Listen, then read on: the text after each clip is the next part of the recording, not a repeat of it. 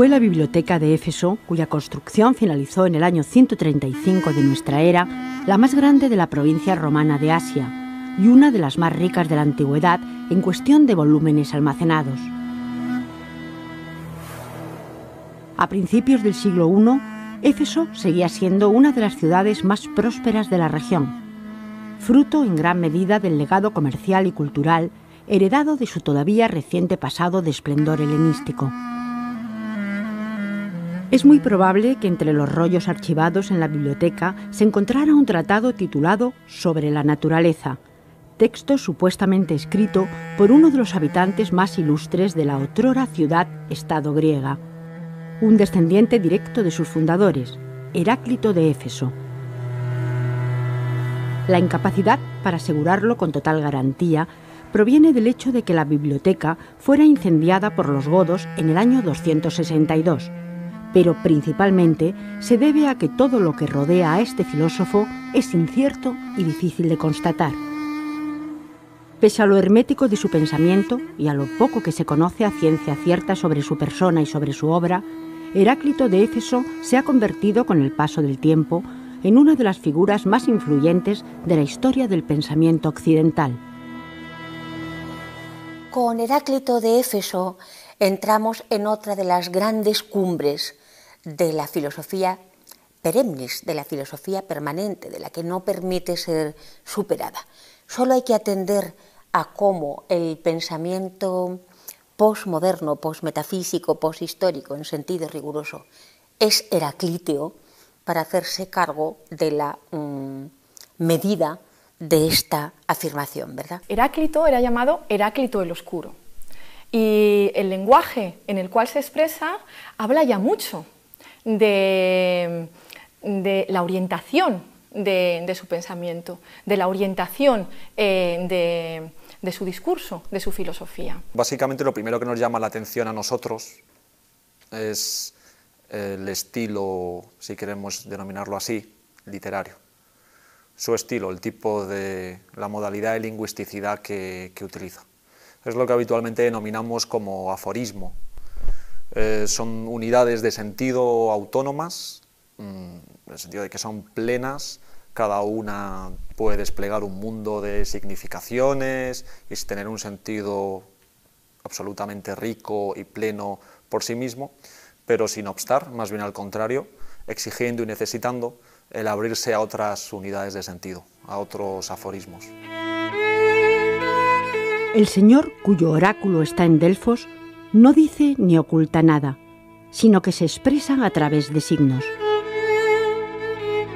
Con este aforismo mostraba Heráclito su admiración por el estilo oracular de las pitonisas délficas.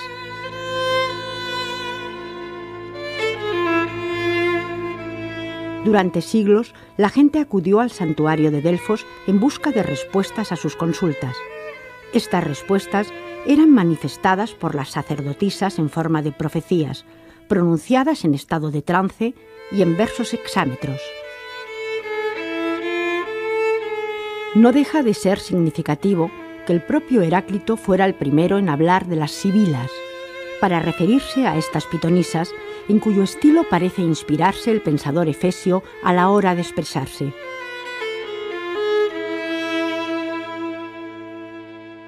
Este lenguaje se acompasa al propio carácter de la naturaleza, al propio ritmo natural. Heráclito afirma que a la naturaleza le complace esconderse, le complace ocultarse. Por tanto, la propia naturaleza se nos da como un enigma.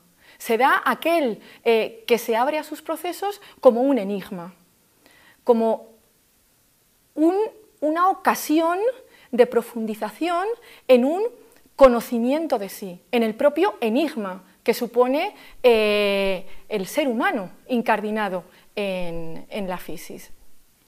De este modo, el lenguaje en Heráclito acompasa al propio ritmo de la naturaleza, al propio carácter simbólico de la naturaleza.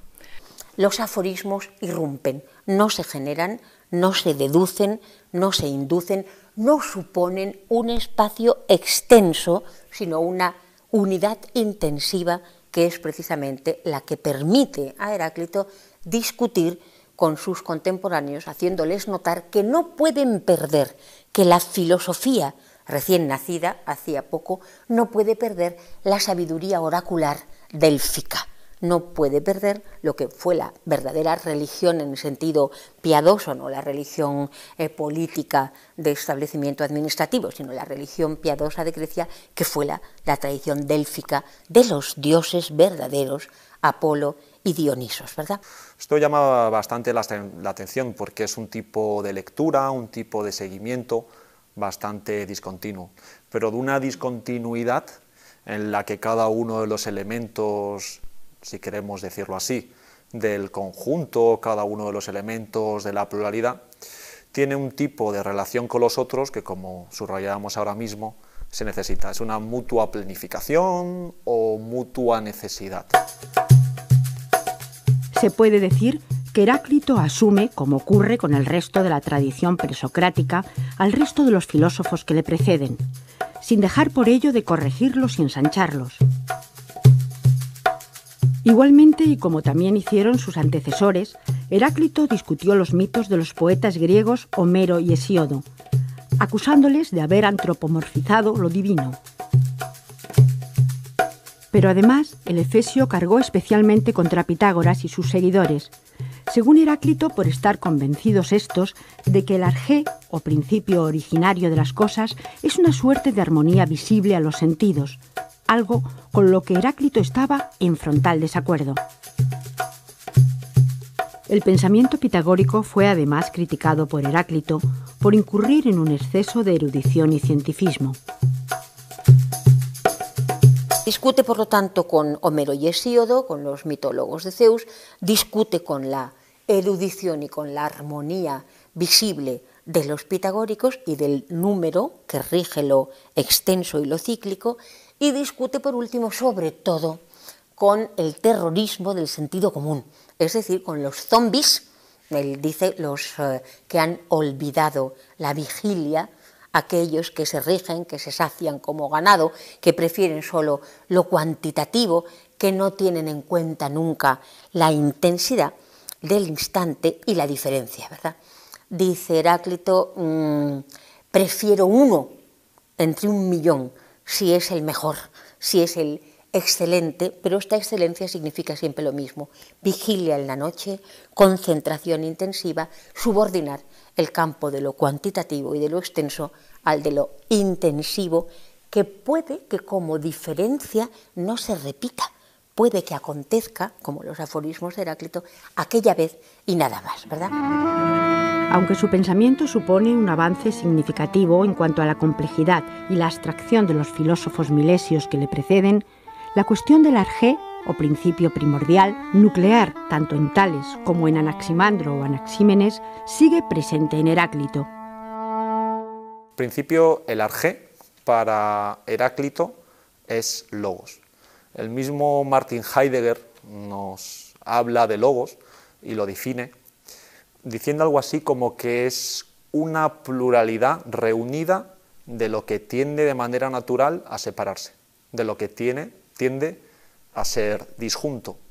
De nuevo, lo que se reconoce es una pluralidad originaria, pluralidad ontológica, y una pluralidad que pone la atención, que se centra en el elemento relacional. Esto es el logos para Heráclito, esto es el criterio, esto es la medida, y practicando esto a través de su estilo aforístico, lo que hace es establecer diversas dualidades.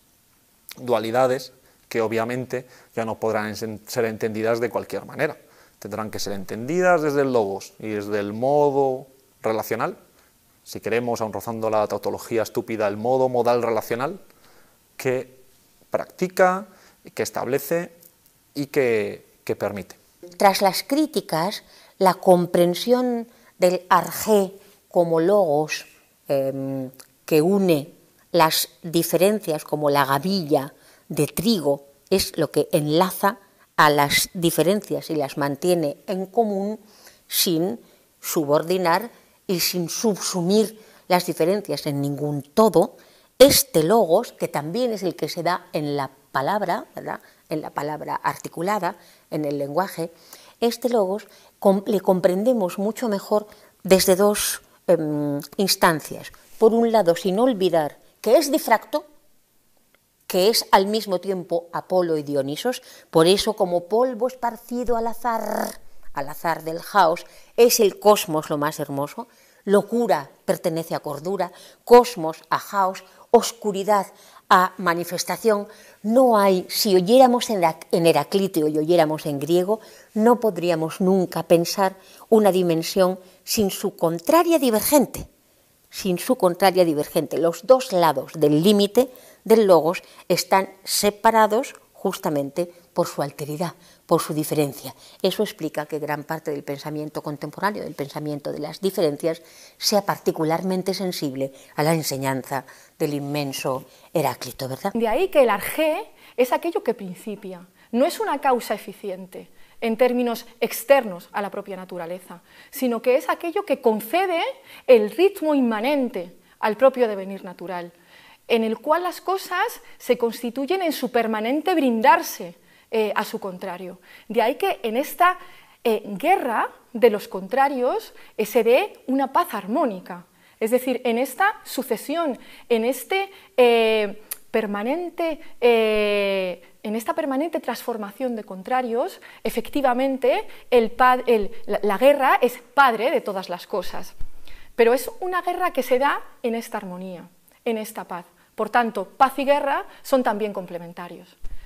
De ahí que Heráclito afirme que Dios, que este principio divino, que lo divino en la naturaleza es día y noche, es vida y muerte, y apunta a ello a partir de los contrarios. Heráclito entrará de lleno en el campo de lo que en filosofía se conoce como ontología o estudio del ser, formulando el problema de la unidad permanente de lo primordial frente a la pluralidad e inestabilidad de las cosas particulares y transitorias que percibimos a través de los sentidos. Heráclito llegará a proclamar en uno de sus aforismos que del uno salen todas las cosas y de todas las cosas el uno, reafirmando con ello una cierta unidad de la naturaleza. Sin embargo, la doctrina del Efesio no renunciará en ningún momento a un fuerte componente dinamicista vinculado tanto a Anaxímenes como a Anaximandro, un profundo sentido del movimiento en virtud del que las cosas en continua transformación son y no son a la vez. Esta dialéctica se reconstruye muy fácilmente si uno no olvida que para Heráclito son distintos los contrarios y los contradictorios. Los contrarios, ta enantía, son relativos entre sí y el pasaje de conversión de uno a otro es el movimiento. Sentado, de pie, alto, bajo, gordo, delgado, frío, caliente, se convierten uno en otro y el pasaje es el movimiento, y el movimiento es medible. Está a la base justamente de las ciencias físico-matemáticas, precisamente porque es medible, porque involucra una temporalidad extensa cronológica. Pero no todos los contrarios tienen ese carácter cinéticamente pacífico, por así decirlo, o cinéticamente medible, sino que hay también los contradictorios, los que se rigen por una fasis y no por una catáfasis, por ejemplo, la vida, la muerte, el amor, el odio, el aprendizaje, el olvido anterior. Hay, por tanto, en Heráclito una copertenencia de contrarios, una armonización de contrarios, de tal modo que dice, lo uno, al diverger, converge consigo mismo. Hay una unidad de contrarios. Esta unidad de contrarios es una unidad armónica, que viene vinculada a la medida, al logos que proporciona esta dinámica permanente que constituye a la propia fisis en su desarrollo, en su despliegue. Esta dialéctica hace que introduzca en el sistema no solo el tiempo cronológico cinético, sino el instante del aion el instante eterno, que es para él justamente el límite. En el momento en que estudiemos el límite limitante, el límite no sobrepasable y por lo tanto la ley legislante en nosotros a la vez como condición de posibilidad de todo pensamiento. Para conciliar Heráclito su convicción de que las cosas que percibimos a través de los sentidos están en continuo cambio, a pesar de que el logos o ley cósmica que los rige es invariable, introduce la idea de que es el fuego y no otra cosa el principio primordial que subyace a este devenir.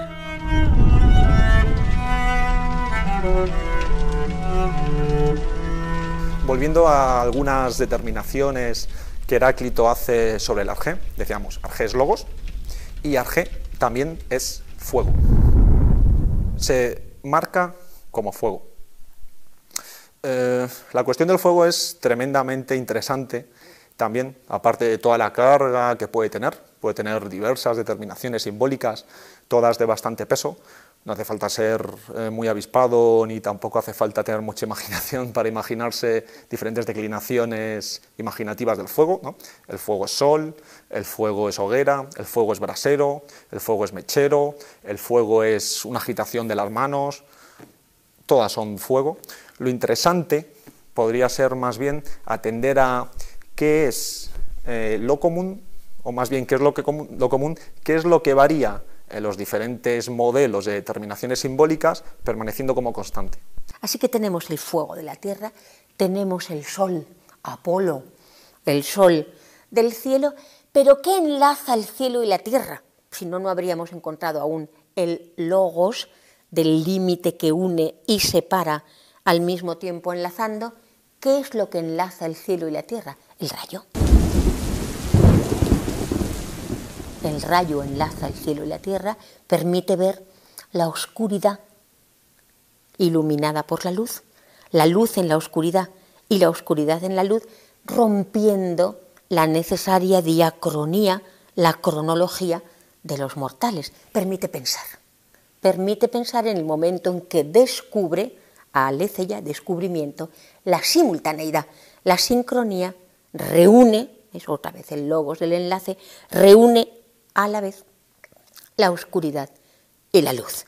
Permite, por lo tanto, saber que nosotros, mortales, seres de un día, efímeros, no pertenecemos solo a la muerte, sino a la eternidad a la vez de lo sincrónico. Cada vez que esto ocurre, pensamos, nos damos cuenta de que reunimos lo que en nuestra experiencia meramente física está separado, y además permite explicar por qué vuelve, por qué se produce la ciclicidad, en realidad haciendo comprender que Cronos es solamente una percepción que tiene el mortal como mortal, pero sin la cual no podríamos distinguir lo necesario de lo contingente, lo eterno de lo efímero, no podríamos medir, tampoco habría cientificidad ni filosofía sin nuestra muerte, sin nuestra oscuridad.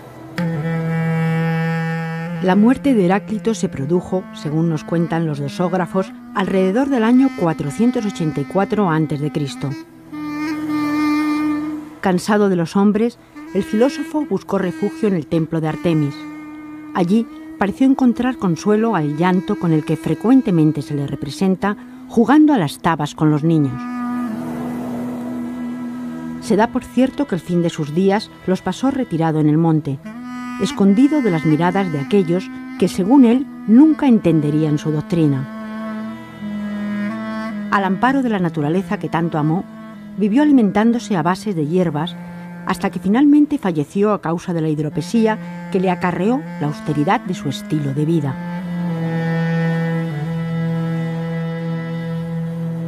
Heráclito, como sabemos, tenía fama de ser huraño. En ese sentido, él